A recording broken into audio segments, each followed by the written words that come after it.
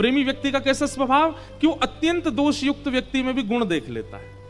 प्रेमी व्यक्ति का तीसरा स्वभाव क्या है, वो बहुत सहज है, जानता सब है, उसको सब पता है क्या गलत है क्या सही है, सबसे युक्त है, लेकिन फिर भी कम बोलता है, रिएक्शन बहुत कम होते हैं उसके, एक्शंस बहुत कम होते हैं उसके, शांत रहना, चुप रहना, मौन रहना, मंद मुस्का करके सुनने में ज्यादा रुचि रखता है प्रेमी व्यक्ति। एक बात कहें आपको, शास्त्रीय बात है, अगर किसी व्यक्ति में आपको ये लक्षण दिखने लग जाएं, तो ये समझ लेना ये उसका अंतिम जन्म है।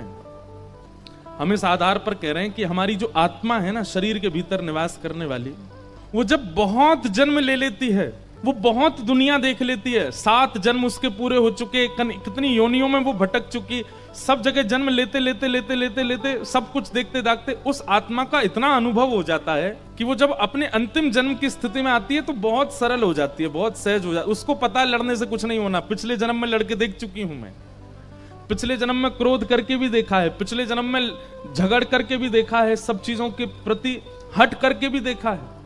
अंतिम जन्म में वो सहज हो जाती है, सरल हो जाती है। तो एक साथ बहुत सारे गुण यदि किसी व्यक्ति में दिखने लग जाएं, और उसमें भी प्रिय गुण, प्रेमी गुण, ये उसका अंतिम जन्म है। श्रीमद् भागवत प्रेमी बनाती है, और भागवत से प्रेमी अगर नहीं बने हैं तो फिर और श्रवण कीजिए और प्रयास कीजिए उसको सुनने का। श्रीमद् भागवत प्रेम युक्त करती है। भागवत जी की रचना हुई, भगवान द्वारिका को प्रस्थान कर रहे थे, और तभी दुष्ट अश्वत्थामा ने मीरा के गर्भस्थ बालक को नष्ट करने के लिए ब्रह्मास्त्र छोड़ दिया। जैसे ही ब्रह्मास्त्र आया, उत्तरा दौड़ी दौड़ी भगवान के पास गई, बोले प्रभु मेरी रक्षा करो। और मेरी रक्षा करो ये भावना से नहीं गई है, उसने ठाकुर जी से जाकर के ये निवेदन किया है कि भगवान मेरे गर्भ की बालक की रक्षा करो। मेरे पति को महाभारत युद्ध में मार दिया गया था, अभिमन्यु, चक्रव्यूह बना करके कौरवों ने उसको मार दिया। मेरे प्राण उसी समय चले जाते कि मेरे पति चले गए, अब मैं जीवित रह करके क्या करूं। और प्रायः प्राचीन काल में, अब देखो कई जगह इस बात को कहा जाता है कि सती प्रथा हमारे भारत में थी। देखिए सती प्रथा 2 प्रकार की थी। एक सती प्रथा कैसी थी कि पता चलता था कि पति वीर गति को प्राप्त हो गए, क्योंकि युद्ध में रहते थे अधिकतर, तो पति की वीर गति की बात सुनकर के पत्नी कहती कि मैं भी इनके साथ ही सती होंगी, मुझे भी अब नहीं जीना। और दूसरी सतीत्व कैसा था, सती का मतलब प्राण त्यागना ही नहीं होता। पत्नी, पतिव्रता नारी को सती स्त्री कहते हैं, जो अपने पति के संपूर्ण भाव से उन्हीं को ही जगन्नाथ मान करके रहती है, उसको सतीव्रता, सती नारी कहते हैं। सती का मतलब वही नहीं होता कि जो प्राण ही त्याग दे पति के भी, उसी को सती कहते हैं, नहीं। दूसरे प्रकार का सतीत्व कैसा होता था कि जैसे ही सुना कि पति ने प्राण त्याग दिए, तो प्रतीक्षा नहीं की कि उनका शव आवेगा, चिता रखेंगे, उसमें हम बैठेंगे, नहीं, सुनते ही अपनी योगाग्नि में तुरंत प्राण त्याग दिए। वो नहीं है तो हम जीवित रह के क्या करें। तो 2 प्रकार के सतीत्व, और इसका वर्णन हमारे श्री जगन्नाथ महाप्रभु के परम भक्त श्री जयदेव महाप्रभु के चरित्र में आता है। जयदेव महाप्रभु जिन्होंने गीत गोविंद की रचना की, बहुत ध्यान से सुनिएगा। उनकी पत्नी कौन थी, परसों हमने बताया था, पद्मावती। जयदेव महाप्रभु के साथ रहते रहते, गीत गोविंद का पाठ करते करते, उनकी पत्नी पद्मावती में भी कई भगवत लक्षण आने लग गए थे। जैसे जयदेव महाप्रभु तेजस्वी थे, जैसे जयदेव महाप्रभु प्रभावशाली थे, ऐसी उनकी पत्नी भी रहती पत्नित्व में थी, रहती वो भीतर ही थी, लेकिन उसका प्रभाव भी कम नहीं था। एक बार एक राजा ने जयदेव महाप्रभु को दीक्षा ग्रहण करके, जयदेव महाप्रभु को अपनी गुरु पदवी पर बिठा करके अपने राज्य में ही उनको कहा कि आप यहीं निवास कीजिए। तो जयदेव महाप्रभु ने विचार किया कि राजा के यहां रहकर के उसको सही निर्देशन देने से राज्य का भला होगा, अच्छा रुक जाते हैं। महाप्रभु ने कहा कि आप अपनी गुरु मां को भी बुलवा लो यहीं पे, मतलब पद्मावती जी को। तो राजा ने सहर्ष स्वीकार किया और पद्मावती गुरु माता, उनका आगमन हुआ। हमारी निवेदन है, बहुत ध्यान से सुनिएगा। तो जो राजा की पत्नी थी, कहीं ना कहीं उसके मन में ये भाव आता था कि आज तक तो उसी को ही पूजते थे पूरे राज्य में सब लोग, राजमाता राजमाता कहकर के सब लोग उसको वंदन करते थे। लेकिन जब से पद्मावती का आगमन हुआ, गुरु माता का आगमन हुआ, तो जो प्रणाम करने वाले सिर झुकाते ना, वो पहले पद्मावती जी को झुकाते, बाद में रानी को झुकाते। रानी को इस बात से थोड़ा मनी मन ईर्ष्या होने लगी। एक बात कहें, कबीरदास जी का एक पद है, मुझे याद नहीं आता, उसमें कबीरदास कहते हैं काम जीत लोगे, क्रोध जीत लोगे, लेकिन ईर्ष्या नहीं जीती जाती। दूसरे के प्रति सम्मान देख करके उसके प्रति ईर्ष्या ना हो, ये तो कोई जगन्नाथ महाप्रभु की कृपा दृष्टि भाजन व्यक्ति के साथ ही हो सकता है कि उसमें ईर्ष्या ना आवे, आ ही जाती है। अरे लोग बाग हमसे मिलने आते हैं तो आजकल इतनी भीड़ हो जाती है कि लाइन लगा के आते हैं। अब पीछे वाला व्यक्ति देख रहा है कि आगे वाले से महाराज जी कैसे मिले, इसको कहां कहां छुआ, इसके सिर पे हाथ धरा, मेरे कंधे पे ही धरा है, उसके प्रति ईर्ष्या कर लेते हैं और फिर दोबारा आते हैं, महाराज जी मेरे भी यहीं धरो। हमें तो बहुत कुछ देखना पड़ता है कथाओं में। महाराज जी कथा में ना एक अमुक नाम का व्यक्ति आएगा, मैंने कहा अच्छा, वो आपसे कहेगा कि मेरे घर आ जाओ, पर आप मना कर देना। मैंने कहा भाई तुम कथा करा रहे हो, तुम बात कर ले, नहीं हम तो हाँ ही बोलेंगे उसको, हम तो कहेंगे कि भाई हम ले आएंगे महाराज जी को, लेकिन आप मना कर दोगे तो फिर बाद में पता चलता है कि ये दोनों आपस में बिजनेस में ईर्ष्या युक्त रहते हैं, इसलिए मना करवा देते हैं। राहुल केला में हम किसी के घर नहीं जाएं तो वो मत सोच लेना, ऐसा यहां नहीं है, ये हम कहीं और की बात बोल रहे हैं। अब तो हम कहीं जाते ही नहीं है, अब जाना बंद कर दिया, अब किसी के यहाँ नहीं जाते, जहां कथा होती बस वहीं रुकते हैं, बहुत कम मंदिर चले जाएंगे, बाकी किसी के घर तो बहुत मुश्किल से जाते हैं। वो बात अलग है, पहले कहीं कथाएं हुई हैं वहां घरों में गए हैं तो उनके यहाँ तो चले जाते हैं, पर वो और कहीं नहीं जाते। वो लोगों में प्रतिस्पर्धा हो जाती है, ईर्ष्या हो जाती है एक दूसरे में। हमारी उपस्थिति से ईर्ष्या यदि युक्त हो रही तो डंडे हम में पड़ेंगे बाद में जगन्नाथ जी से, बोले तुम गए और नगर में कथा करके ईर्ष्या उत्पन्न करवाया है दो लोगों में। तो पद्मावती, अब पद्मावती का जब से राज्य में आगमन हुआ, वो तो गुरु मां है, जयदेव महाप्रभु की पत्नी, उनको थोड़ा सम्मान देने लगे सब लोग, और इस बात से राजा की पत्नी को स्वीकार नहीं होता। तो ये भी स्थिति हो गई थी कि जब सभा में बैठते थे तो राजा बैठता था, राजा के बगल में थोड़े ऊंचे सिंहासन पर जयदेव महाप्रभु बैठते थे, और रानीवास में रानी बैठती थी, उससे थोड़े ऊंचे सिंहासन पर पद्मावती बैठती थी। वो गुरु मां है। सब चीजों से ईर्ष्या उत्पन्न होती जा रही थी। एक दिन की बात, सब रानीवास में बैठे थे, तभी कुछ लोगों ने आकर के कहा, आपके दूर के भाई, उनका युद्ध चल रहा था ना। बोले जी मेरे भाई वीरगति को प्राप्त हो गए। पद्मावती जी वहीं बैठी थे।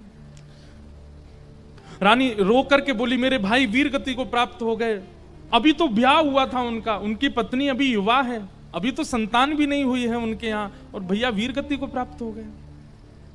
तभी अगले दिन समाचार आया कि उनकी जो पत्नी थी, भाई की जो पत्नी थी, उसने सतीत्व ग्रहण कर लिया, अपने पति के साथ ही चिता में बैठ करके सतीत्व को ग्रहण कर लिया। अब ये बात जब रानी को पता चली तो रानी ने अपने पूरे रानीवास में कहा, मेरी भाभी का त्याग देखा आप लोगों ने, मेरे भैया के प्राण चले गए तो उन्होंने भी सतीत्व ग्रहण कर लिया, वो सती हो गई, चिता पर बैठ करके उन्होंने भी त्याग कर दिया अपने जीवन का।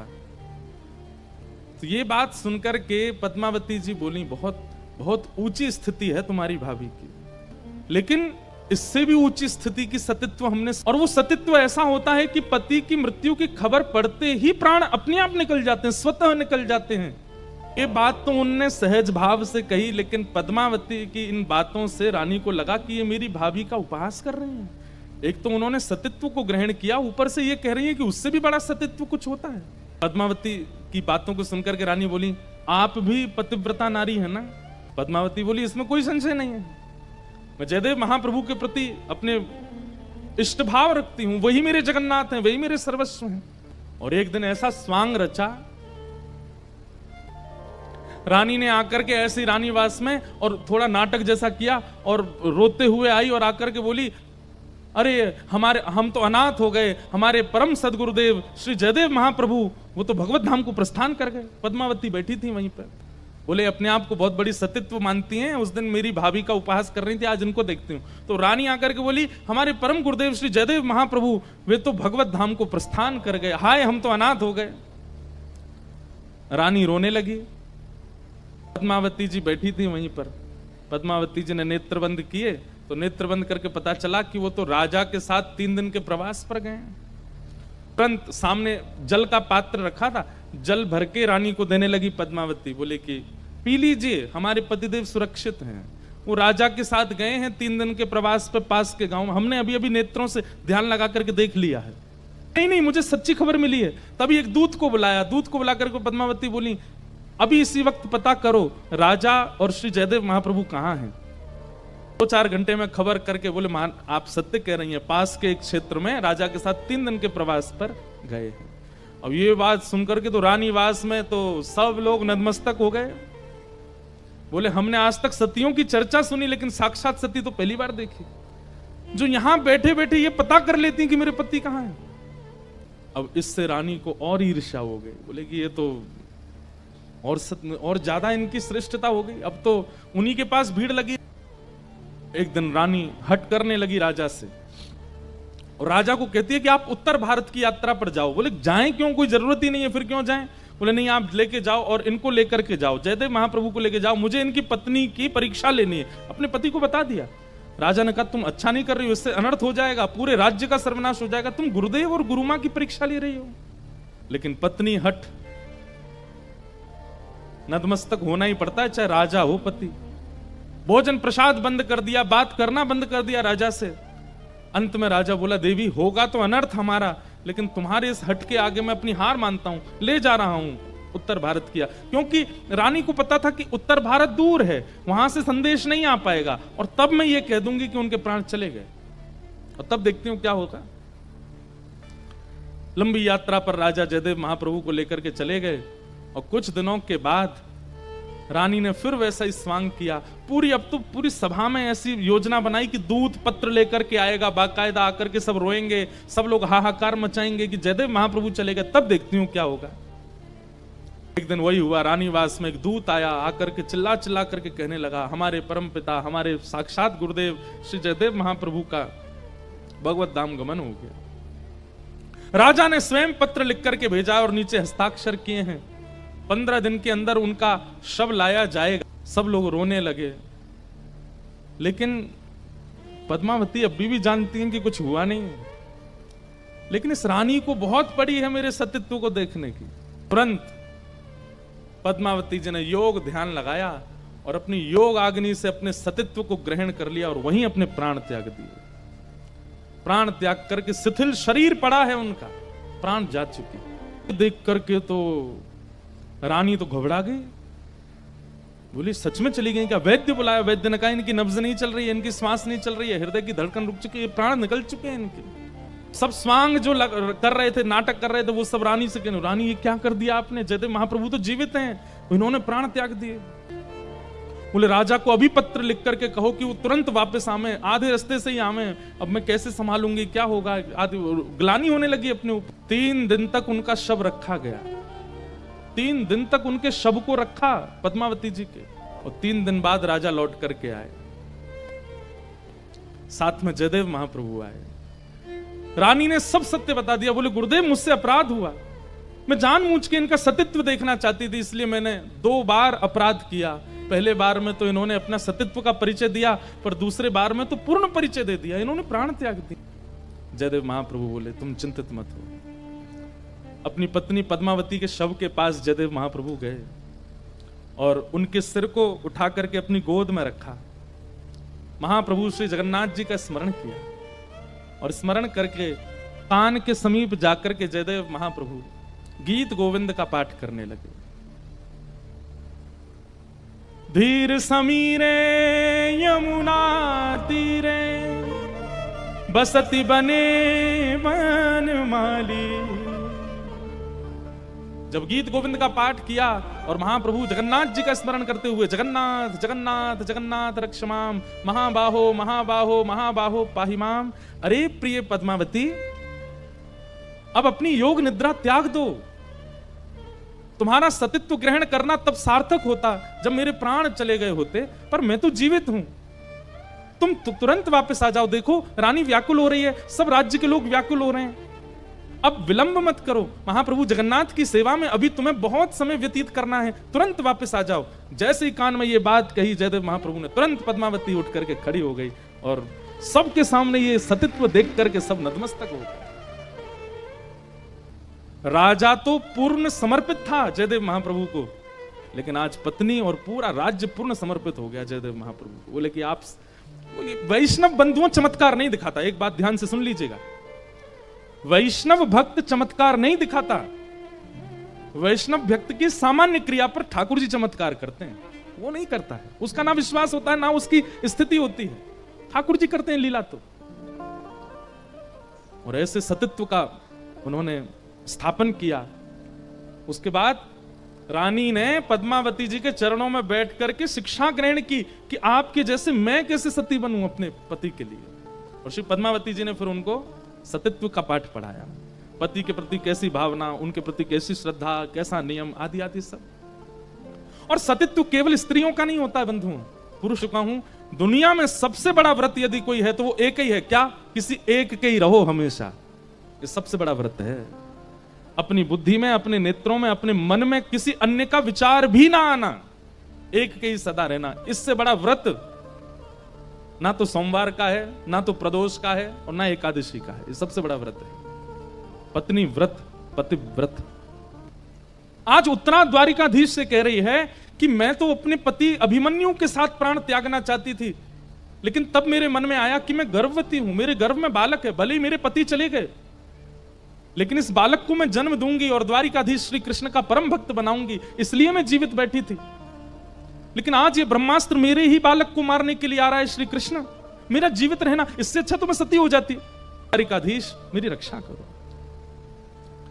उत्तरा ने भगवान के चरणों में नतमस्तक होकर के जब प्रार्थना की है, भगवान श्री कृष्ण रथ पर चढ़ चुके हैं द्वारिका जाने के लिए, लेकिन उत्तरा की उस करुण पुकार को सुनकर के ठाकुर जी नीचे उतर आए। एक रूप से तो भगवान बाहर खड़े हैं और दूसरे रूप से अंगुष्ठ मात्र वायु का रूप धारण करके उसके गर्भ में भीतर प्रवेश करके अपनी चक्रा नाम की गदा को भगवान ने इतनी द्रुत गति से आकाश में घुमाया कि नमस्ये पुरुषम त्वाद्यम ईश्वरम प्रकृते परम अलक्ष्यम सर्वभूतानां अंतर्बहिरवस्थितम्। वैष्णव जीवन में आने वाली आपत्ति, पीड़ा, विपत्ति, विपरीतताओं से तो डरता नहीं, वो मृत्यु से भी नहीं डरता है। नाम जापक की ऐसी स्थिति हो जाती है, ठाकुर जी की अर्चना सेवा करने वाला वो ऐसा हो जाता है, उसको फिर पीड़ा, भय ये सब नहीं सताते हैं। अरे मृत्यु का भी भय नहीं रहता, मृत्यु आवे तो आ जाए, बस उसकी एक ही चिंता रहती है कि हे नाथ मेरे कहीं प्राण तो चले जाएं, पर प्राण जाते समय किसी विषय का चिंतन ना हो, चिंतन आपका हो। वो उसको एक बात का ही भय रहता है कि नाथ मेरे प्राण चले जाएं, मेरे जीवन में संकट आ जाए, मैं भले ही निर्धन हो जाऊं, भले ही धनवान हो जाऊं, भले ही पत्नी संग रहे चली जाए, बच्चे मिलें ना मिलें, जीवन में व्यापार चले ना चले, इन सबसे वो चिंतित नहीं होता। चिंता उसको केवल एक बात की रहती है कि ऐसी भी स्थिति परिस्थिति बने, आपकी विस्मृति मुझे नहीं होनी चाहिए। सुख आने पर मैं फूलूं ना, दुख आने पर मैं भूलूं ना, आपका ध्यान निरंतर मेरे चित्त में बना रहे, यही उसकी एक चिंता का कारण बन जाता है। ऐसी चिंता जब आपकी बन जाए तब मानिए कि आप वैष्णव। अभी हमारी चिंता का कारण ठाकुर जी का भजन चिंता का कारण नहीं है, लेकिन एक बात कहें, हमारी गद्दी पे बैठ के देखो, ये भी कई लोगों की चिंता होती है, आते मिलने, हमें ब्रज मिलेगा, हमें किशोरी जी कभी बुलाएंगे, हमें महाप्रभु जगन्नाथ जी अपना दर्शन कराएंगे। चिंता का आजकल थोड़े चतुर भक्त होते हैं। एक हमारे पास आया, वो क्या बोलता है, महाराज जी मेरी दो ही कामना है। मैंने क्या? एक तो मेरा व्यापार बहुत अच्छा हो जाए, दूसरा मुझे ठाकुर जी के प्रत्यक्ष दर्शन हो जाए। मैंने कहा बहुत चतुर हो बेटा, दोनों चीज मांग लिए। मेरा व्यापार बहुत अच्छा हो जाए, व्यापार अच्छा हो जाए मतलब आमदनी अच्छी हो जाए, आमदनी अच्छी हो जाए मतलब घर बन जाए, घर बन जाए मतलब गाड़ी आ जाए, गाड़ी आ जाए मतलब बढ़िया कन्या से ब्याह हो जाए, मतलब संतान भी सुंदर हो जाए, सब कुछ बढ़िया, और फिर कृष्ण भी मिल जाए। प्रेम गली अति सांकरी तामे दो ना समाए। आप चाहते हैं कि ये विषय भी मिल जाए और ठाकुर जी भी मिल जाए? असंभव। और विषय यदि मिल भी गया, कई धनवान लोग यहां बैठे हैं, वो लोग अगर सोचें कि हमारे पास तो सब कुछ है, हमें ठाकुर जी नहीं मिलेंगे, कई विषय मिल भी जाएं तो उस विषय के प्रति वैसी आसक्ति नहीं होगी। श्रीमद् भागवत में कथा आती है राजा अम्बरीश की। अम्बरीश राजा कैसे राजा हैं पता है? केवल पृथ्वी के राजा नहीं है, 3 लोक के राजा हैं। पृथ्वी का भी राज्य उनके अंडर में आता है, स्वर्ग का भी राज्य और रसातल का भी, तीनों के राजा, यानी कि इंद्र और यमराज भी कोई कोई आज्ञा लेते हैं उनसे। ऐसे राजा अम्बरीश, उन अम्बरीश राजा के विषय में कहते हैं कि वो कई सेवा करते हैं ठाकुर जी की। महाराज के लिए कहते हैं कि अम्बरीशो महाभागः सप्तद्वीपवतिमहम्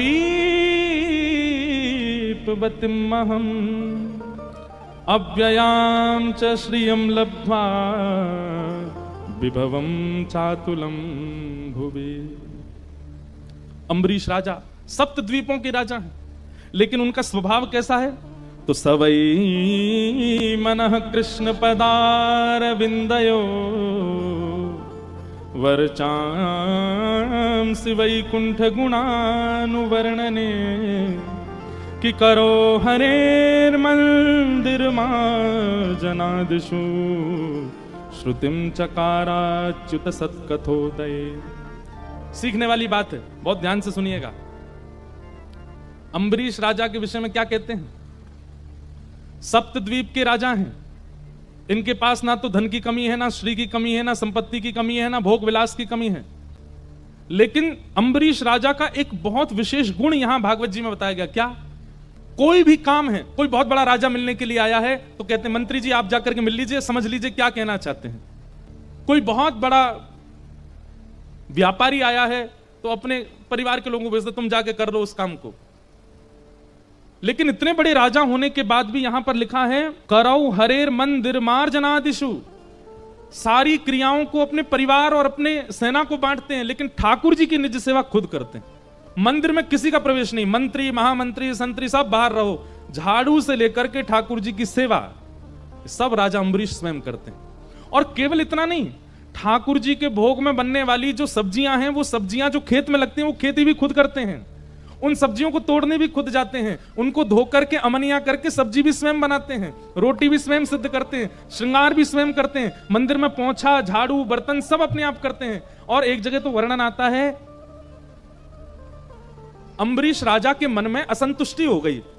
कैसी? मैं अभी सेवा में कोई चूक कर रहा हूं, राजा हैं पर सुबह केवल एक बार मुकुट पहनते हैं, पूरी दुनिया को दिखा देते हैं एक बार सभा में, फिर उसके बाद मुकुट उतार करके और स्वापी वगैरह कमर पर बांध करके और बिल्कुल सेवक बन करके अपरस में सेवा में चले जाते हैं ठाकुर जी की में। एक दिन अम्बरीश राजा के मन में आया कि मुझसे सेवा में कुछ तो छूट रहा है, ऐसी कौन सी सेवा है जो शायद मैं नहीं करता हूं, कहीं और से हो रही है। और तभी उनके मन में क्या आया? आटा गूंद रहे थे सप्तद्वीपों का राजा अम्बरीश, आटा गूंद रहा है, पत्नी को भी अधिकार नहीं है सेवा में आने का, तुम बाहर रहो, बच्चों को संभालो, परिवार को, ठाकुर जी की सेवा में खुद करूंगा। आटा गूंदते गूंदते मन में आया ये आटा पहले अनाज था, ये आटा कैसे बना? बोले आटा बना पीसने से, किसी ने चक्की में किसी और ने पीसा है। अपने सब सैनिकों को बोले आटा कौन पीसता है? बोले वो लोग पीसते हैं। बोले उनसे कहो चक्की घर पे दे जाए, मैं पीसूंगा खुद। इतनी सेवा भी कोई और नहीं करेगा, ये भी मैं ही करूंगा। मेरे प्रभु हैं, मेरे नाथ हैं, मेरे स्वामी हैं, उनकी सेवा में चूक कैसी?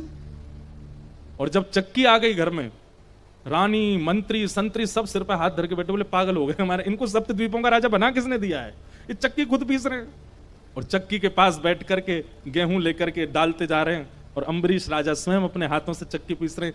इस दृश्य को देख करके ठाकुर जी रोक नहीं पाए स्वयं को, और अम्बरीश राजा के मंदिर में बैठे ठाकुर जी सचल प्रकट हो गए और दौड़ करके जाकर के अम्बरीश को हृदय से लगा लिया। बोले तुम्हारी भक्ति से मैं बहुत प्रसन्न हूं, तुम्हारे पास क्या कमी है? अरे कोई एक नगर का राजा होता, एक देश का राजा होता, तुम सप्तद्वीपों के राजा हो। तुम्हारी भ्रगुटी टेढ़ी करने पर देवता भी हिल जाते हैं और तुम यहां चक्की पीस रहे हो मेरी सेवा के लिए। अम्बरीश राजा बोला भगवान आपकी बहुत बड़ी कृपा, आप आए, लेकिन मेरी आपसे प्रार्थना है दोबारा जाके वहीं बैठ जाओ, क्योंकि अभी मेरी सेवा का समय है। मुझे चक्की पीस करके आटा निकाल के गूंद के रोटी बना के भोग लगाना है, भोग में विलंब हो जाएगा, बाद में मिलिएगा मुझसे, आगे पहले जाओ। मतलब ठाकुर जी प्रकट हो गए, उससे प्रसन्न हैं, लेकिन अपनी सेवा नहीं छोड़ रहे हैं। ऐसे सेवा अम्बरीश राजा की। भागवत में उनको भक्त राज कहा गया है। एक दिन अम्बरीश राजा चक्की पीस रहे थे, जेठ का महीना, भयंकर गर्मी, तो अम्बरीश को पसीने आ गए। अब अपने पसीने नहीं पहुंच रहे हैं, क्यों? क्योंकि कहीं एक बूंद भी गिर गया आटे में तो सेवा खंडित हो जाएगी। तो अपना मुख दूर करके ऐसे चक्की पीस रहे थे। इतने में ही अम्बरीश राजा को लगता बड़ी ठंडी ठंडी हवा आ रही है और हवा में चंदन की सुगंधी, इत्र की सुगंधी, केसर की सुगंधी आ रही है। अम्बरीश राजा ने नेत्र खोल करके देखा तो ठाकुर जी बगल में खड़े अपनी पीतांबरी से हवा कर रहे थे। अम्बरीश के तो नेत्र सजल हो गए, चरणों में गिर गया। भगवान ये क्या कर रहे हैं आप? ये आपको शोभा नहीं देता है। आप परमात्मा हैं, आप भक्त की सेवा नहीं कर सकते। तब भगवान कहते हैं अहम भक्त पराधीन। अम्बरीश, तुमने कभी विचार किया कि तुम सप्त द्वीपों के राजा हो और पूरा दिन मेरी सेवा में रहते हो? सप्त द्वीपों का संचार कैसे होता है? जब भक्त अपना संपूर्ण मुझे निवेदित कर देता है तो फिर उस भक्त का जीवन कैसे चलेगा? यहां लोगों की शिकायत नहीं खत्म होती, महाराज जी नाम जप कैसे करें, क्यों पढ़ाई बची है, नाम जप कैसे करें, अभी तो जॉब बची है, नाम जप कैसे करें, हमें तो घर के लिए कमाना है, गृहस्थाश्रम में रहते हैं, पत्नी के लिए, आदि आदि इतनी शिकायतें करते हैं। पर अम्बरीश, तुमने कभी कोई शिकायत नहीं की, तुम पूरे दिन सेवा में रहते हो, तुम कभी सोचते नहीं तुम्हारा घर परिवार चलता कैसे? मैं ही तो चलाता हूं। जब भक्त अपना सर्वस्व मेरे सेवा में अर्पित कर देता है, उस भक्त का सब कुछ संभालने की, तुमको आज पता चला कि तुम्हारी हवा में कर रहा हूं, बाकी तो तुम्हारा राज्य पूरा मैं ही चला रहा हूं, क्योंकि तुम पूरे दिन सेवा में रहते। भक्तराज अम्बरीश अद्भुत। आप नहीं, इससे तो हमें भी मन में आना चाहिए। हम भी अपने गिरधर लाल जी को लिए घूमते हैं सब जगह, कई सेवा ऐसी वो हम नहीं करते। श्रृंगार कर देते हैं, बाकी तो आरती की सेवा किसी और की, शयन की सेवा किसी और की, भोग की सेवा किसी और की। क्या सेवा? बस श्रृंगार करके पूरा श्रेय ले लेते हैं, हम करते हैं सेवा।